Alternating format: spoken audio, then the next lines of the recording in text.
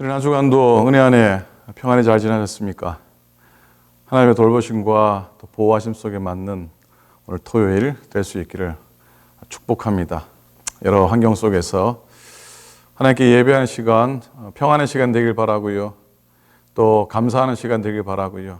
또 염려와 걱정 좀 떨쳐버리고 말씀 안에 주님만 향하는 시간 꼭 될 수 있기를 간절히 부탁을 드리고 또 축원을 드립니다. 잘 나오셨습니다. 복된 날입니다. 9월 4일 토요일 예배입니다. 우리 기도하시고 또 말씀 묵상하도록 하겠습니다. 다 같이 기도하겠습니다. 좋으신 하나님, 은혜를 감사합니다. 지난 한 주간도 주님의 손 안에 저희들을 붙들어 주신 줄로 믿습니다. 여러 어렵고 속상하고 또 아프고 안타까운 상황 가운데 저희들을 거하게 하셨지만 그 가운데서 주님 찾고 주님의 뜻을 구하며 하나님의 도우심과 돌보심 속에 저희들을 거하게 해주셨으니 참으로 감사를 드립니다. 하나님의 교회를 하나님이 붙들어 주시고 교우들의 심령과 육신의 강건함을 지켜주시고 일터마다 생업마다 하나님의 형통함으로 도와여 주시옵소서. 이 땅에 하나님의 손길 임하여 질병과 감염병과 하나님 모든 질고들을 하나님이 해결하시되 하나님의 뜻과 손길 가운데 이끄시옵소서. 오클랜드 교회를 축복하시고 오늘도 예배하는 이 시간 주님 만나는 시간 되게 도우시고 또 하나님의 은혜 가운데 내일도 귀하게 예배 드려질 수 있도록 인도하여 주시옵소서. 어떤 형편 속에서도 주님만 바라보는 예배 되도록 내일 주일을 축복하여 주시옵소서. 오늘 예배 가운데 말씀 가운데 성령님 함께 하옵시기를 간절히 부탁을 드리며 우리 주님 예수 그리스도 이름으로 간절히 기도드립니다. 아멘. 아멘. 자, 우리 하나님 말씀 보시겠습니다. 디모데전서 6장 6절부터 10절까지 말씀입니다. 신약성경 341페이지입니다. 신약성경 341페이지 디모데전서 6장 6절부터 10절까지 말씀이 되겠습니다. 같이 읽기를 원합니다. 자, 6절부터 10절입니다. 함께 읽습니다. 시작. 그러나 자족하는 마음이 있으면 경건은 큰 이익이 되느니라. 우리가 세상에 아무것도 가지고 온 것이 없으며 또한 아무것도 가지고 가지 못하리니 우리가 먹을 것과 입을 것이 있은즉 족한 줄로 알 것이니라. 부하려 하는 자들은 시험과 올무와 여러 가지 어리석고 해로운 욕심에 떨어지나니 곧 사람으로 파멸과 멸망에 빠지게 하는 것이라. 돈을 사랑함이 일만하게 뿌리가 되나니 이것을 탐내는 자들은 미혹을 받아 믿음에서 떠나 많은 근심으로써 자기를 찔렀도다. 아멘. 아멘. 오늘은 말씀 나누기 전에 내일 예배를 위해서 좀 안내를 하기 원합니다. 카톡을 통해 여러분께 전해드렸듯이 지난 주일 전후로 해서 저희 교회 몇 분이 코로나 확진을 포지티브 확진을 받으셨습니다. 그래서 물론 증상에 좀 차이는 있지만 이미 거의 증상이 사라지신 분도 계시고 또 몸살기 앓는 것처럼 그렇게 하셨지만 그렇게도 많이 심하지는 않으십니다. 그러나 꼭 기도해 주시고 몸과 마음의 회복을 위해서 기도 부탁드립니다. 그래서 이번 주일부터 9월 한 달 정도는 대면 예배를 중단을 하고요. 예전에 우리가 팬데믹 때 드렸던 것처럼 온라인 예배를 드리기를 원합니다. 여러분 가정에서 10시 이렇게 유튜브에 들어가시든지 교회 홈페이지 들어오시면은 예배를 드리실 수 있겠습니다. 이런 상황이 이렇게 돼서 참으로 죄송하게 생각하고요. 그럼에도 불구하고 이 가운데 우리가 우리의 믿음의 건강도 잘 지키시고 또 육신의 건강도 잘 지키셨으면 좋겠습니다. 그래서 제 마음속에 오늘 내내 결단한 게 하나 있습니다. 9월 한 달 동안 성일에 예배 드리지 못하는 대신에 제가 화요일부터 토요일까지 새벽 6시에 라이브로 예배를, 새벽 예배를 저 혼자라도 뭐 집사람과 같이 드릴 수 있겠죠. 같이 예배를 드리고요. 둘이 예배를 드리고 6시에 라이브로 예배를 송출하겠습니다. 그러니까 여러분들이 6시에 제가 카톡은 못 드리고요. 교회 홈페이지나 유튜브 교회 어카운트로 들어가시면 여러분이 예배를 드리실 수 있고요. 또 끝난 다음에는 여러분께 녹화된 또 영상을 아침마다 보내드리도록 링크를 보내드리도록 하겠습니다. 이렇게라도 하는 게 또 제 마음이 또 편하고 또 주일을 뵙지 못하는 것 대신에 또 새벽마다 말씀 전하는 것이 또 도리가 아닌가 그렇게 생각이 됩니다. 자, 하여튼 여러분 마음이 아프지만 한 달 동안 글쎄요, 좀 한 2주 정도 지나면 좀 나아지면은 뭐 상황이 바뀌면은 여러분을 또 교회로 초대할 수도 있을 것 같긴 하지만 지금은 그런 상황인 것을 안내를 합니다. 자, 하나님의 말씀 묵상하도록 하겠습니다. 디모데전서 오늘 마지막 장입니다. 여러분 9월달 기쁨의 언덕으로 집필은 누가 한 줄 아십니까? 제가 했습니다. 제가 했다는 걸 자랑하기보다는 부족한 사람이 한 거니까 여러분 잘 읽으시고 또 은혜 나누시고 아마 언덕 위의 소리를 기본으로 해서 또 제 말씀도 아마 전해질 것입니다. 오늘 말씀의 제목은 자족하는 마음과 경건입니다. 이 말씀은 오늘 읽은 6절에서 나왔습니다. 그러나 자족하는 마음이 있으면 경건은 큰 이익이 되느니라. 두 단어가 눈에 들어옵니다. 하나는 뭡니까? 자족이고 하나는 뭡니까? 경건입니다. 그죠? 먼저 경건. 이 경건은 성경적으로 볼 때 뭐 개인적인 차원에서 뭐 도덕성 이런 거 아닙니다. 물론 도덕성이 뭐 무의미하다는 말은 아닙니다. 그러나 도덕성을 의미하는 게 아니라 하나님과의 관계적인 차원의 단어입니다. 내가 경건하다라고 말할 때는 단순히 도덕적이거나 뭐 자제력이 강하다는 뜻이 아니라 하나님과의 관계가 정상적이라고 하는 말입니다. 그 관계가 정상적이 되려면 불만이 없어야겠지요. 뭐가 없어야 되겠다고요? 불만이 없어야 되겠습니다.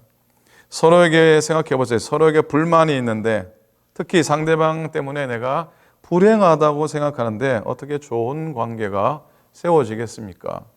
그러기에 하나님과 우리와의 관계에서 가장 중요한 것은 하나님을 기뻐하는 것. 내가 하나님을 오늘 기뻐하는가 하는 것이에요. 말씀을 묵상할 때마다 정말 중요한 진리라 느끼는 말씀이 있는데 시편 37편 4절 말씀입니다. 또 여호와를 기뻐하라. 그가 네 마음의 소원을 너에게 이루어 주시리로다. 아멘. 여러분, 성경에서 또 이 물질의 문제, 이 물질의 문제 또한 이 경건의 의미와 같이 하나님과의 관계적인 차원에서 보고 있습니다. 그러니 실제로 물질이 많고 적음의 문제가 아니라 하나님의 관계에서 경험되고 고백되느냐 하는 것이죠. 자, 이제 자족이라는 말도 한번 생각해 봅니다. 자신에게 주어진 것에 만족하는 것을 성경은 자족이라고 말씀합니다. 그런데 우리가 오해하지 말아야 할 것은 자족을 자신의 삶에 안주하는 것으로 생각해서는 안 된다는 것입니다. 자족은 우리로 하여금 현실에 안주해서 삶을 무기력하게 만드는 것이 아니라 우리에게 주어진 것을 적극적으로 진심으로 감사하는 마음으로 최선을 다하는 것입니다. 하나님은 모든 사람에게 같은 달란트를 사실 주시지 않으셨어요. 그렇죠? 똑같은 걸 주셨으면 좋았을 것 같은데 하나님은 그렇게 하지 않으셨고 그렇게 하셔도 세상에 문제가 아니겠습니까? 달란트를 주시는 문제는 하나님의 영역입니다. 하지만 주어진 달란트를 가지고 어떻게 사느냐 하는 것은 우리의 영역일 수 있습니다. 우리의 삶에서 참 많이 경험하는 그 재정적인 실수를 생각해 봅니다.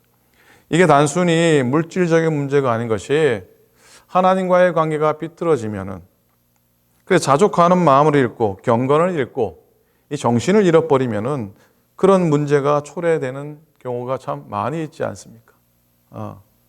그러기에 재정적인 문제의 해결도 이게 단순히 물질의 문제가 아니라 하나님과의 관계 회복 그리고 올바른 신앙관을 회복했을 때 깨달아지게 된다는 것입니다.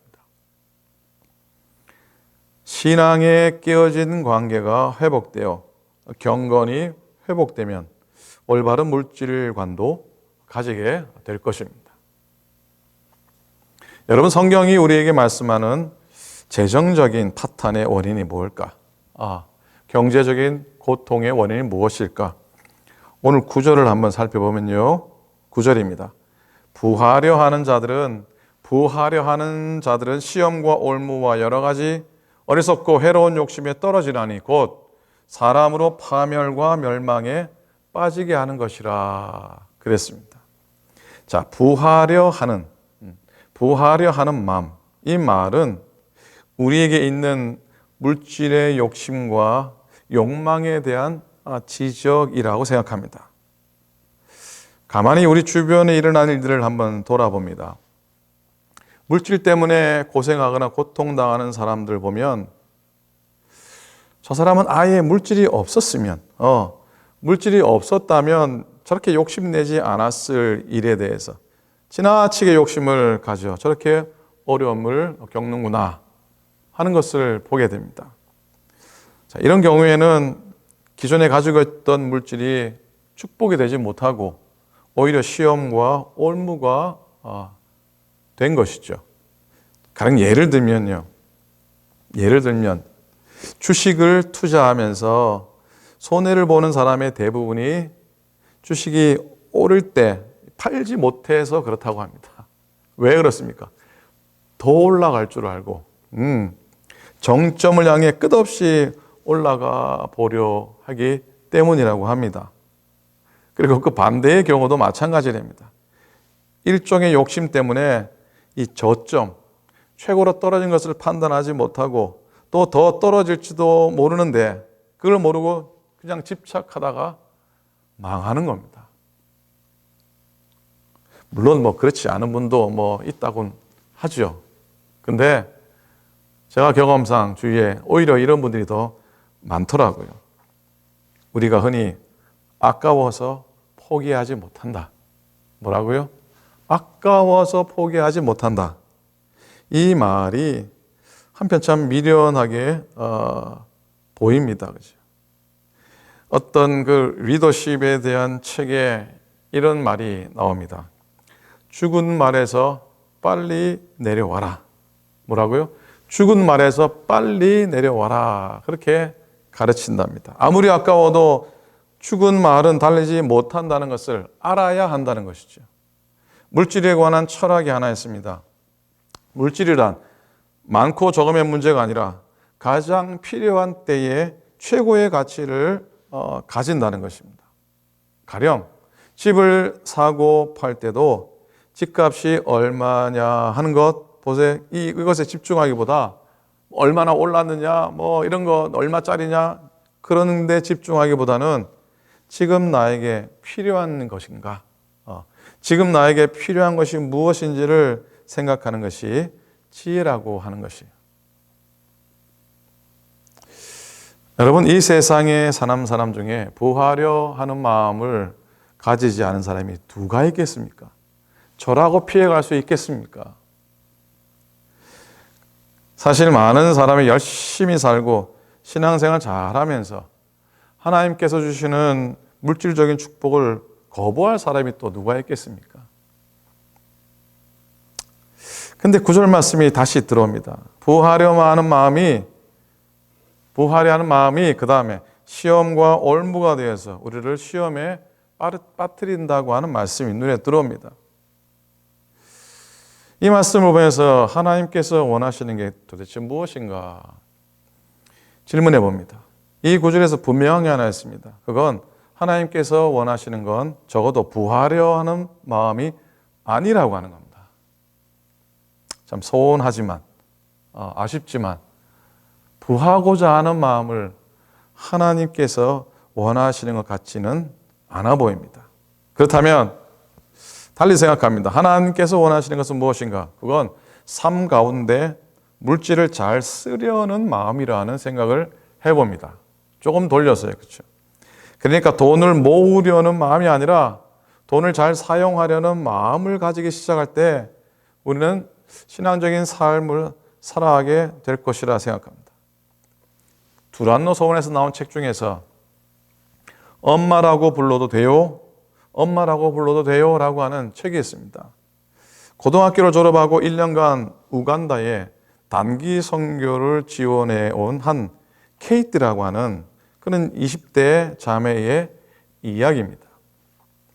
아쉬울 것이 없이 모든 것을 가지고 충분히 누릴 수 있었던 그녀가 우간다 단기 선교를 가서 거기서 만난 어린아이들의 눈빛 속에서 그리고 가난하고 가여운 그들의 삶에서 거부할 수 없는 하나님의 마음을 갖게 됩니다. 그 후 23살에 이 케이티는 14명의 우간다의 아이들을 입양을 하게 됩니다. 입양을 하게 됩니다. 더 나아가서 400명 가까이 아이들을 가르치고 나이와 관계없이 그곳에 있는 모든 사람들이 이 케이티를 향해서 엄마라고 부르게 되었다는 겁니다. 사실 그녀의 삶을 바꿔놓은 건 물질과 관계된 문제였습니다. 자기가 너무나 당연하게 누리고 살았던 돈이, 당연히 그렇게 즐길 수 있다고 생각했던 돈이 누군가에는 생명이라고 하는 사실에 너무 놀랐던 겁니다. 자기 식구들이 주말에 한번 외식하는 돈이면 그 가난한 나라에서는 한 식구가 한 달을 살 수 있다는 생각에 놀라게 됩니다. 그곳에서는 아무리 열심히 일해 돈 벌어도 아이 하나 학교 보내려면 1년 수입의 3분의 1을 들이지 않으면 안 된다는 현실을 보게 된 겁니다. 그래서 어느 날 자기가 쓰는 돈과 누리는 것이 결국 그녀의 삶에 얼마나 시험거리가 되고 올무가 되는지를 깨달았습니다. 아주 긍정적인 시험과 긍정적인 올무죠. 그 사실을 깨닫게 되었을 때 20대의 케이티는 다시 우간다를 찾을 수밖에 없게 됩니다. 여러분, 누구나 케이티처럼 살 수는 없을 겁니다. 그리고 물론 이것도 하나님이 주신 은사가 다르다.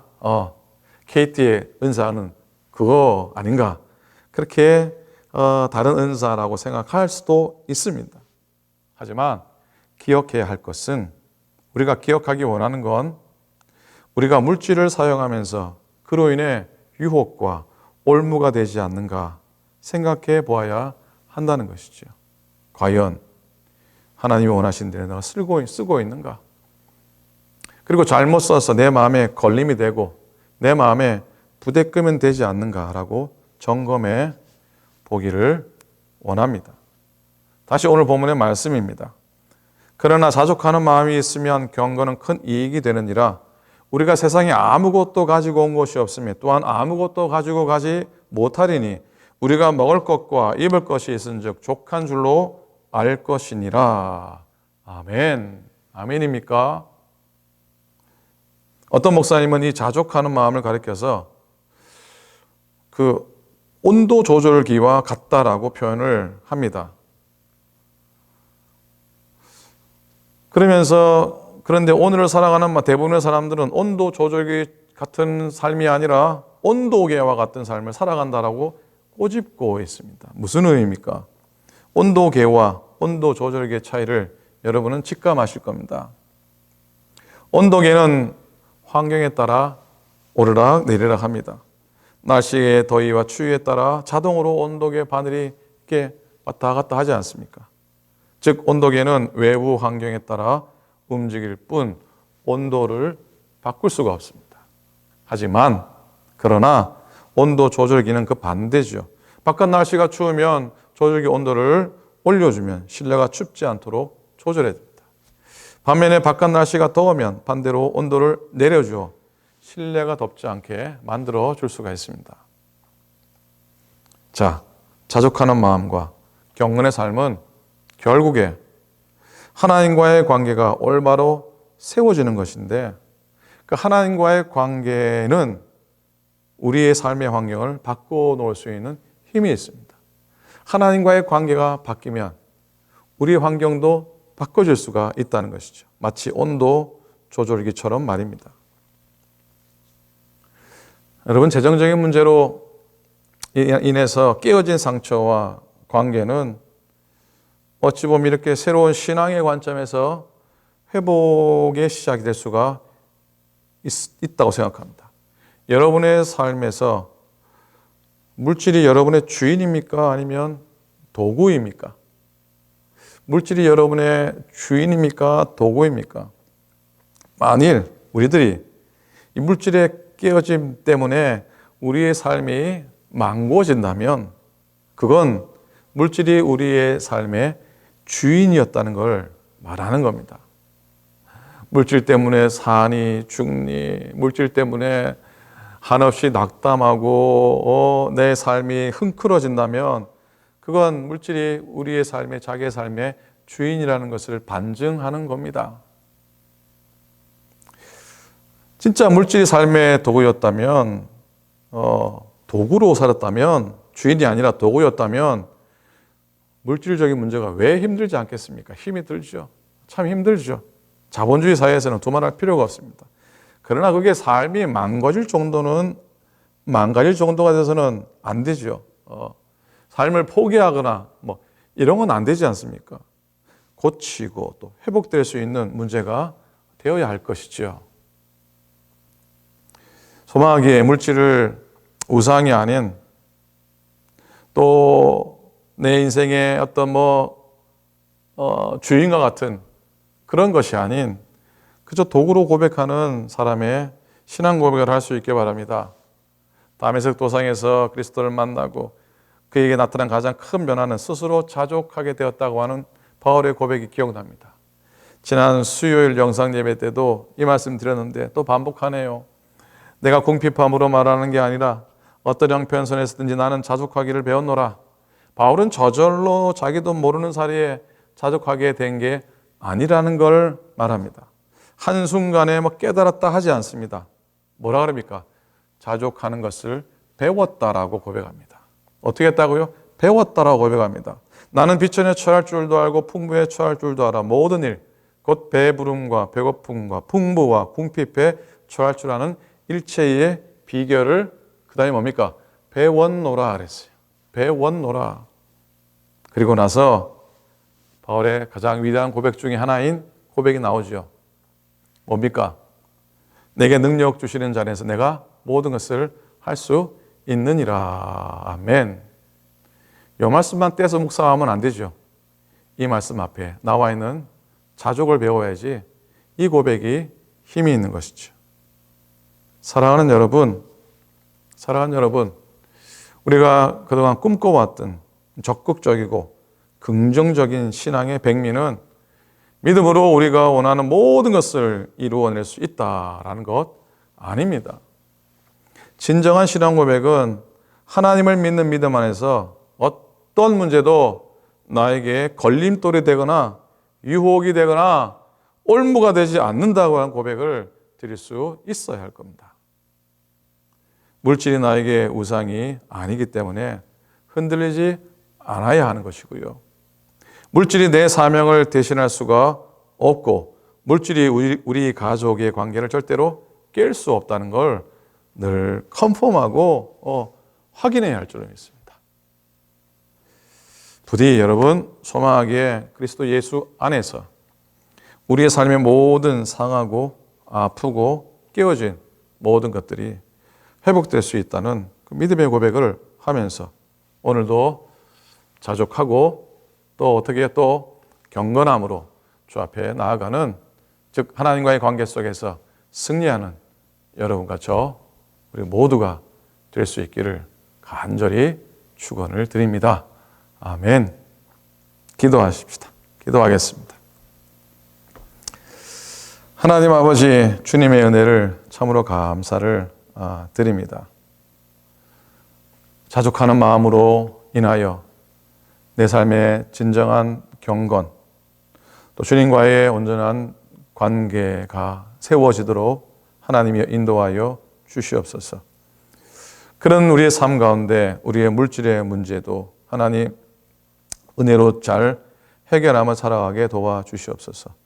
물질이 내 인생의 주인이 아니라 도구임을 깨닫게 하시고 내가 모으려고 하는 마음보다 잘 쓰려고 하는 마음으로 살아가게 도와주시옵소서.